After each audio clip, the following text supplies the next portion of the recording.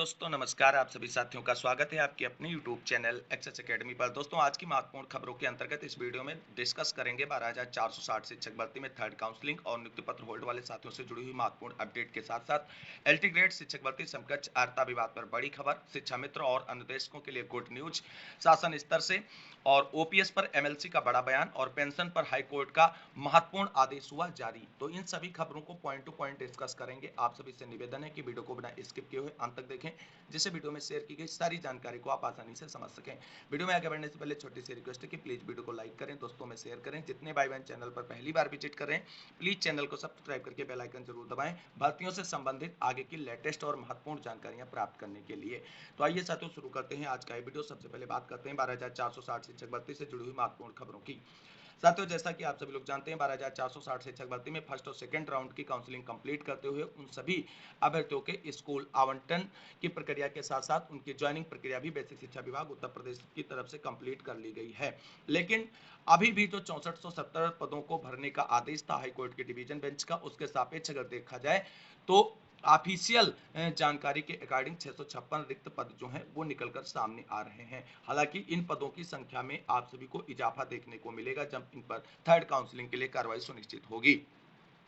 अब इन्हीं रिक्त पदों पर थर्ड काउंसलिंग कराने को लेकर के साथियों की तरफ से लगातार प्रयास किए जा रहे हैं और प्रयासों के क्रम में आप सभी को बता दें जनप्रतिनिधियों से मुलाकात की जा रही है, एससीईआरटी के अधिकारियों से भी मुलाकात की गई है और इसके साथ साथ सुप्रीम कोर्ट में एसएलपी फाइल कर जल्द से जल्द रिक्त पदों पर थर्ड काउंसलिंग कराने के लिए भी प्रयास किया जा रहा है और इन सभी प्रयासों का सकारात्मक परिणाम बहुत जल्द आप सभी साथियों को देखने को मिलेगा। और इसी क्रम में कल माननीय बेसिक शिक्षा मंत्री संदीप सिंह जी और माननीय मुख्यमंत्री योगी आदित्यनाथ जी से मुलाकात कर 12,460 शिक्षक भर्ती में रिक्त पदों पर थर्ड काउंसलिंग कराने को लेकर के प्रयास किया गया। वहां की क्या अपडेट है उसको डिस्कस करेंगे। उससे पहले आप सभी को बता दें कि थर्ड काउंसलिंग कब और कैसे होगी, इस पर बिल्कुल पॉइंट और क्लियर बात आप सभी लोग समझ लीजिए, जिससे आपकी सारी क्वेरीज सॉर्ट आउट हो जाए। मामला सुप्रीम कोर्ट में विचाराधीन है और सुप्रीम कोर्ट में अगली सुनवाई 28 अगस्त की फिक्स की गई है और 28 अगस्त पर आप सभी को बता दें सुनवाई से अगर आदेश आता है और सुप्रीम कोर्ट रिक्त पदों पर थर्ड काउंसलिंग कराने के लिए डायरेक्शन देता है तभी जो है 12,460 शिक्षक भर्ती के रिक्त पदों पर थर्ड काउंसलिंग आयोजित कराई जाएगी। ये बिल्कुल क्लियर कट बात है, यानी थर्ड काउंसलिंग सुप्रीम कोर्ट से डायरेक्शन या आदेश आने के बाद होगी। अब अगर 28 अगस्त की सुनवाई पर आदेश आ जाता है तो आप सभी की थर्ड काउंसलिंग सितंबर में होगी और अगर उस दिन किसी भी कारणवश सुनवाई के बाद आदेश नहीं आता है थर्ड काउंसलिंग कराने को लेकर के तो आप सभी की थर्ड काउंसलिंग जो है वो आगे बढ़ेगी, क्योंकि विभाग अब रिक्त पदों को भरने संबंधी कोई भी प्रक्रिया तभी आगे बढ़ा सकता है जब सुप्रीम कोर्ट से डायरेक्शन मिलेगा और जब तक सुप्रीम कोर्ट से डायरेक्शन नहीं मिलता है तब तक थर्ड काउंसलिंग के लिए केवल और केवल प्रयास किया जा सकता है और प्रयासों के साथ साथ इंतजार कर सकते हैं। बाकी कुछ भी हम लोग भी नहीं कर सकते और ना तो विभाग कर सकता है चाहकर भी। तो कुल मिलाकर के ये बिल्कुल क्लियर हो गया है कि 12,460 शिक्षक भर्ती में जो भी रिक्त पद हैं 656 है, 700 या 1000 है, जो भी एक्यूरेट डाटा निकलकर सामने आएगा जब काउंसलिंग करानी होगी तब तो उसके अकॉर्डिंग जो भी प्रक्रिया विभाग पूरी करेगा सुप्रीम कोर्ट के आदेशानुसार ही पूरी करेगा। ये चीजें बिल्कुल क्लियर हैं और वहीं आप सभी लोग ये बात बिल्कुल मानकर बैठ लें कि विभाग की तरफ से मजबूत पैरवी अगर सुप्रीम कोर्ट में होगी तभी थर्ड काउंसलिंग के लिए राहें आसान होंगी और आदेश मिलेगा। तो ये चीजें आप सभी लोगों को ध्यान में रखनी है और उसी के अकॉर्डिंग प्रयास करना है। बेसिक शिक्षा अधिकारियों के कंधे से कंधा मिलाकर के थर्ड काउंसलिंग के लिए मजबूत पैरवी सुप्रीम कोर्ट में करनी है, जिससे जल्द से जल्द आप सभी के लिए भी राहें खुल सकें बेसिक की विद्यालयों में 12,460 शिक्षक भर्ती के अंतर्गत। वहीं आप सभी को बता दें थर्ड काउंसलिंग को लेकर के ज्यों-ज्यों सुप्रीम कोर्ट सुनवाई डेट नजदीक आ रही है अभ्यर्थियों की तरफ से प्रयास तेज किए जा रहे हैं और कल माननीय बेसिक शिक्षा मंत्री संदीप सिंह जी से और मुख्यमंत्री योगी आदित्यनाथ जी से मुलाकात कर अपनी समस्याओं से अवगत कराया गया और 12,460 शिक्षक भर्ती में थर्ड काउंसलिंग के लिए रिक्त पदों पर कार्रवाई सुनिश्चित करने का जो है निवेदन किया गया। आप सभी लोग जानते हैं आप किसी भी जनप्रतिनिधि से जब मिलेंगे और मामला कोर्ट में विचाराधीन होगा तो वो यही कहेगा कि कोर्ट का आदेश आ जाने दीजिए और उसी के अकॉर्डिंग हम लोग आगे की कार्रवाई सुनिश्चित करेंगे और इसमें आगे प्रोसेस बढ़ाया जाएगा। तो कुल मिलाकर के अभी माननीय मुख्यमंत्री जी भी और माननीय बेसिक शिक्षा मंत्री जी भी कोई आदेश निर्गत नहीं कर सकते थर्ड काउंसलिंग कराने को लेकर के, इसलिए उनकी तरफ से आश्वासन दिया गया है और आश्वासन दिया गया है इसका मतलब ये है कि थर्ड काउंसलिंग के लेकर सुप्रीम कोर्ट से मुहर लग जाती है तो आप फिर से एक बार सीएम से और बेसिक शिक्षा मंत्री से मिलकर के विभाग से जल्दबाजी में अपनी कार्रवाई संपादित करा सकते हैं। ये एक महत्वपूर्ण एस्पेक्ट हो सकता है आप सभी की मुलाकातों का। तो कल की जो मुलाकातें रही वहां पर आश्वासन मिला है कि कोर्ट का आदेश आते ही आप सभी के मामले पर आगे की कार्रवाई जल्द से जल्द सुनिश्चित की जाएगी। वहीं अब बात कर लेते हैं 12,460 शिक्षक भर्ती में। हमारे ऐसे सैकड़ों भाई बहन हैं जिनका नियुक्ति पत्र होल्ड है और वो दर दर भटक रहे हैं और अभी तक उनके नियुक्ति पत्र रिलीज करने को लेकर के बेसिक शिक्षा विभाग की तरफ से कोई कार्रवाई सुनिश्चित नहीं की गई। दोस्तों, बेसिक शिक्षा विभाग की ये जो कार्य प्रणाली है ये वास्तव में निराशाजनक है, क्योंकि आप एक ही भर्ती में कुछ लोगों का नियुक्ति पत्र होल्ड करते हैं, उसके बाद में उनके नियुक्ति पत्र रिलीज करते हैं, उनके नियुक्ति पत्र की प्रक्रिया आगे बढ़ा दी जाती है और स्कूल आवंटन और विद्यालय में ज्वाइनिंग का प्रोसेस भी कंप्लीट कर लिया जाता है और वो अध्यापक के रूप में विद्यालयों में पहुंच जाते हैं। जबकि कुछ अभ्यर्थी उसी तरीके के कारणों से नियुक्ति पत्र होल्ड होते हैं और उनके नियुक्ति पत्र रिलीज नहीं किए जाते हैं और उनको दर दर भटकने के लिए छोड़ दिया जाता है। और जब वो बेसिक शिक्षा विभाग के अधिकारियों से मुलाकात करते हैं तो डीजी मैम की तरफ से ये आता है कि अगले सप्ताह में आप सभी के मामले को लेकर के कार्रवाई सुनिश्चित हो जाएगी। सचिव सर कहते हैं कि हम बीएसए को डायरेक्शन देंगे और जल्द से जल्द आपका मामला सॉर्ट आउट करेंगे। वहीं शिक्षा निदेशक सर कहते हैं कि सुप्रीम कोर्ट में सुनवाई 28 अगस्त को लगी हुई है और उसके बाद ही कुछ हो पाएगा। तो कुल मिलाकर के केवल और केवल बेसिक शिक्षा विभाग के अधिकारियों की तरफ से नियुक्ति पत्र होल्ड वाले साथियों को गोल गोल घुमाया जा रहा है और उनकी समस्याओं का समाधान नहीं किया जा रहा है। अब नियुक्ति पत्र होल्ड वाले साथी जितने भी हमारे भाई बहन बचे हैं अभी नौकरी पाने से, जिनका नियुक्ति पत्र होल्ड है, उनको अपनी नौकरी लेने के लिए एससीईआरटी पर बैठ जाना है और तब तक नहीं उठना है जब तक आप सभी के लिए आदेश बेसिक शिक्षा विभाग की तरफ से न जारी किया जाए। क्योंकि पिछली जितनी भी भर्तियों में नियुक्ति पत्र होल्ड हुए हैं उनके लिए अलग से आदेश आया है और नियुक्ति पत्र रिलीज करते हुए उन्हें भी नौकरी दी गई है और उन्हें भी विद्यालयों में ज्वाइनिंग कराया गया है। और इसी अपनी मांगों को लेकर के और डीजी मैम के एक सप्ताह का समय बीतने के बाद आज अभ्यर्थी फिर से एससीईआरटी पर पहुंच गए हैं और अपना डेरा डाल दिए हैं। आप सभी उन भाई बहनों की जिम्मेदारी बन जाती है कि आपके जो भाई बहन एससीईआरटी पर पहुंचे हैं उनको सपोर्ट करने के लिए, अपनी नौकरी सुनिश्चित करने के लिए 12,460 शिक्षक भर्ती में घरों से निकलिए और एससीईआरटी पर पहुंचिए और एससीईआरटी पर अंगद के पैर की तरह जम जाइए।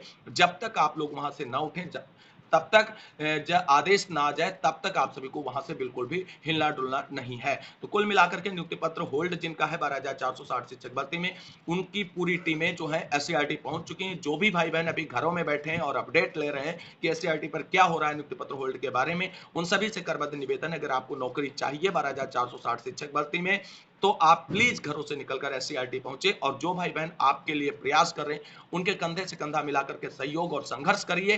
देखिए 2 दिनों के अंदर बेसिक शिक्षा विभाग अगर आदेश न जारी कर दे आप सभी के नियुक्ति पर रिलीज करने को लेकर के तो कोई बात होगी, क्योंकि आप सभी का प्रयास और आप सभी का संख्या बल ही आप सभी की नौकरी सुनिश्चित करेगा 12,460 शिक्षक भर्ती में। तो उम्मीद करेंगे 12,460 शिक्षक भर्ती के नियुक्ति पत्र होल्ड वाले अभ्यर्थी जो आज एससीईआरटी पहुंचे हैं वहां पर अपने लिए कोई एक बड़ा फैसला रिलीज कराने में कामयाबी उनको मिलेगी और बेसिक शिक्षा विभाग के आला अधिकारी उनकी समस्याओं को सुनते हुए निस्तारण करने के लिए आदेश जारी करेंगे। लेकिन इसके लिए आप सभी को कमर कस के तैयारी करनी है और एससीईआरटी पर पहुंचना है, जिससे चीजें बिल्कुल आप सभी लोगों के लिए क्रिस्टल क्लियर हो सकें। अगर रोकना चाहते हैं तो क्यों रोकना चाहते हैं, किस ब्याह पे रोकना चाहते हैं, ये क्लियर स्पष्ट कारण बताएं।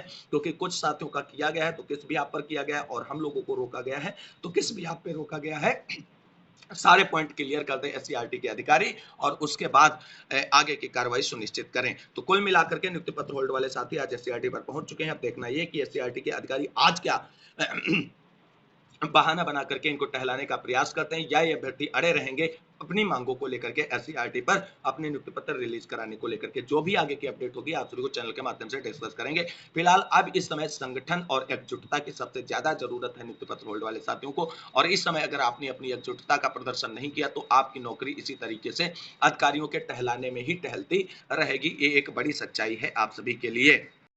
दोस्तों बात कर लेते हैं एलटीगेट शिक्षक भर्ती में समकक्षता विवाद को लेकर के क्या बड़ी अपडेट निकलकर सामने आ रही है। दोस्तों जैसा कि आप सभी लोग जानते हैं उत्तर प्रदेश में 2018 में एलटीगेट शिक्षक भर्ती का विज्ञापन जारी किया गया था। उसके बाद से 6 साल से अभ्यर्थियों को इंतजार है एलटीगेट शिक्षक भर्ती के विज्ञापन का। हालांकि आयोग के पास अध्याचन भी पड़ा हुआ है 6,000 से अधिक पदों का, लेकिन समकक्षता विवाद निस्तारित न होने की वजह से विज्ञापन जारी नहीं किया जा रहा है। और ऐसे में आप सभी लोग जानते हैं कि सैकड़ों अभ्यर्थी ओवर एज हो रहे हैं इस भर्ती के इंतजार में, लेकिन अभी तक शासन स्तर से समकक्षता का विवाद निस्तारित नहीं हुआ है।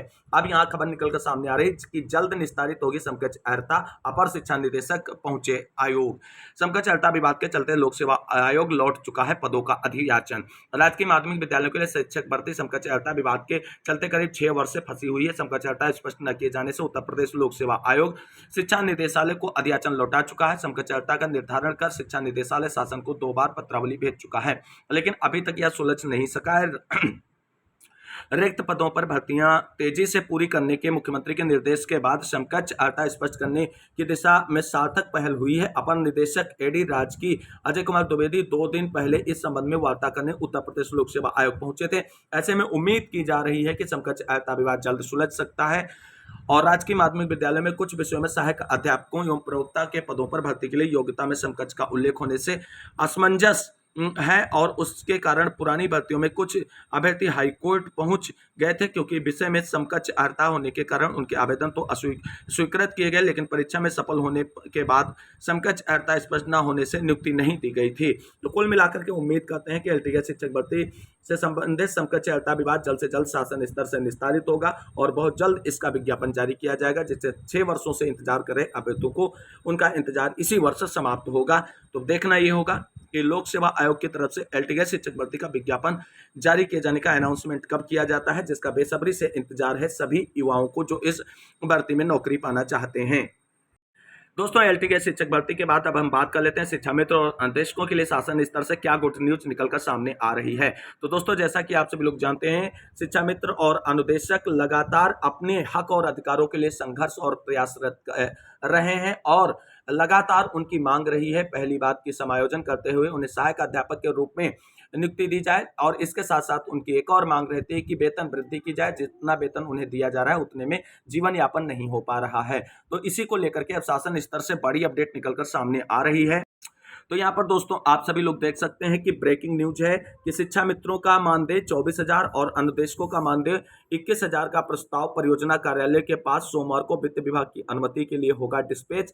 यानी आज जो है शिक्षा मित्र और अनुदेशकों की वेतन वृद्धि का प्रस्ताव जो है वो परियोजना कार्यालय को डिलीवर किया जाएगा, डिस्पैच कर दिया जाएगा और वहां से मुहर लगने के बाद शिक्षा मित्र और अनुदेशकों का वेतन वृद्धि का जो फैसला है वो लागू हो जाएगा। तो दोस्तों, ये खबर निकलकर सामने आ रही जो शिक्षा मित्रों और अनुदेशकों के लिए बहुत अच्छी और बड़ी खबर है, जहां पर शिक्षा मित्र 10,000 पा रहे हैं, उनका सैलरी सीधे 24,000 किए जाने का प्रस्ताव है और अनुदेशकों का सैलरी जो है वो सीधे 21,000 किए जाने का प्रस्ताव है। अगर इस प्रस्ताव पर मुहर लगती है परियोजना कार्यालय से तो एक बड़ी और राहत भरी खबर होगी शिक्षा मित्रों और अनुदेशकों के लिए, जिसका उन्हें कई वर्षों से इंतजार था। फाइनली इस पर मुहर लगते ही वो इंतजार समाप्त हो जाएगा। दोस्तों, इस जानकारी की जो है ऑफिशियल अपडेट जैसे ही निकलकर सामने आएगी आप सभी को चैनल के माध्यम से उसके बारे में जानकारी दी जाएगी। जो शिक्षा मित्र और अनुदेशक भाई बहन चैनल से नहीं जुड़े हैं, चैनल से जुड़ जाएं। हर प्रकार की खबरें यहाँ पर आप सभी को समय समय पर अपडेट के रूप में मिलती रहती हैं। तो कुल मिलाकर के ये ऑफिशियल अपडेट जैसे निकलकर सामने आएगी वेतन वृद्धि की,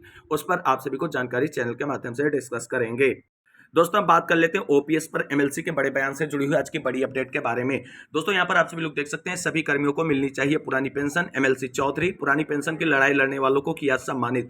उत्तर प्रदेश माध्यमिक शिक्षक संघ एकजुट की ओर से रविवार को केपी इंटर कॉलेज में पेंशन आंदोलन में महत्वपूर्ण योगदान देने वाले पदाधिकारियों को सम्मानित किया गया। एमएलसी सुरेंद्र चौधरी ने कहा कि पुरानी पेंशन सबको मिलनी चाहिए। पेंशन की लड़ाई में हम हमेशा सभी का सहयोग करते रहे हैं। तो कुल मिलाकर के शिक्षकों को प्रमाण पत्र देते हुए एमएलसी सुरेंद्र चौधरी, टीना एवं अन्य जो हैं उपस्थित रहे और यहाँ पर जो एमएलसी सुरेंद्र चौधरी हैं उन्होंने कहा है कि सभी कार्मिकों को पुरानी पेंशन मिलनी चाहिए और पुरानी पेंशन जो है कार्मिकों का हक है और इसकी लड़ाई और संघर्ष में हमेशा जो है हम आप सभी के साथ रहे हैं। ये महत्वपूर्ण अपडेट निकलकर सामने आ रही है। तो कुल मिलाकर के पुरानी पेंशन जो है उसका आंदोलन जो है अभी भी सक्रिय है और अपनी गति से प्रयास कर रहा है और आने वाले समय में ओपीएस पर सरकारों को एक आर पार का और एक महत्वपूर्ण डिसाइडर फैसला लेना होगा, जिससे सारे असमंजस की स्थितियां क्लियर की जा सकें।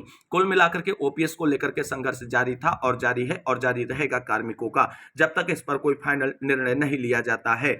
वहीं पेंशन पर हाईकोर्ट का एक और बड़ा फैसला जो निकलकर सामने आ रहा है वो बहुत ही महत्वपूर्ण फैसला है। यहाँ पर आप सभी लोग देख सकते हैं सरकारी सहायता प्राप्त निजी विद्यालयों के कर्मचारी भी पेंशन के हकदार। कोर्ट इलाहाबाद हाईकोर्ट ने कहा कि 1964 की पेंशन नियमावली के दायरे में आने वाले राजकीय वित्त सहायता प्राप्त निजी विद्यालयों के कर्मचारी भी पेंशन पाने के हकदार हैं। अंशदान जमा करने को बताई गई समय सीमा की जानकारी दिए बिना कर्मचारी को पेंशन योजना से वंचित नहीं किया जा सकता। यह फैसला न्यायमूर्ति प्रकाश पांड्या की एकल पीठ ने मैनपुरी के एक जूनियर हाई स्कूल में से सेवानिवृत्त लिपिक धामी लाल शाह की याचिका स्वीकार करते हुए सुनाया। जिला बेसिक शिक्षा अधिकारी बीएसए मैनपुरी ने याची को पेंशन योजना का लाभ देने से यह कहते हुए इनकार कर दिया था कि 1997 से पहले विद्यालय स्ववित्त पोषित था।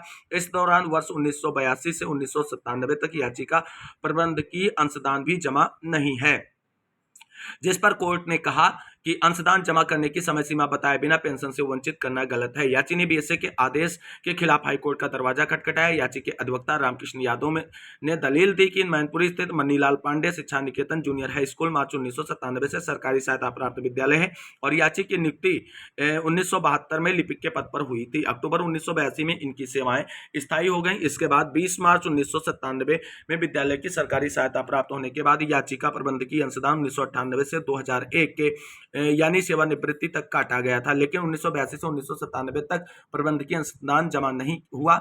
नतीजतन सेवानिवृत्ति के बाद बीएसए ने उन्हें पेंशन लाभ से वंचित कर दिया, जबकि याची अंशदान अदा करने को तैयार है। सरकार ने 5 फरवरी 2017 को जारी शासनादेश के जरिए अंशदान जमा करने की समय सीमा भी बढ़ाई है, लेकिन याची को बढ़ाई गई समय सीमा की जानकारी नहीं मुहैया कराई गई। कोर्ट ने बुद्धि राम के मामले में स्थापित विधि व्यवस्था का हवाला देते हुए याचिका स्वीकार कर ली। कहा कि पेंशन योजना का लाभ पाने के हकदार वह सभी लोग हैं जो 1964 की पेंशन नियमावली के दायरे में आते हैं। चूंकि याची की 2017 में अंशदान जमा करने की बढ़ाई गई समय सीमा की जानकारी नहीं दी गई, लिहाजा उसे अंशदान जमा किए जाने की मोहलत दिया जाना जरूरी है।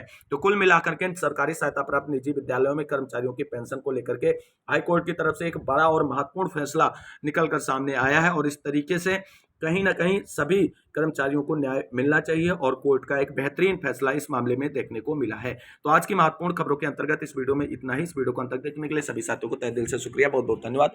मिलते हैं अगली वीडियो में, तब तक के लिए सभी साथियों को जय हिंद, जय भारत, वंदे मातरम।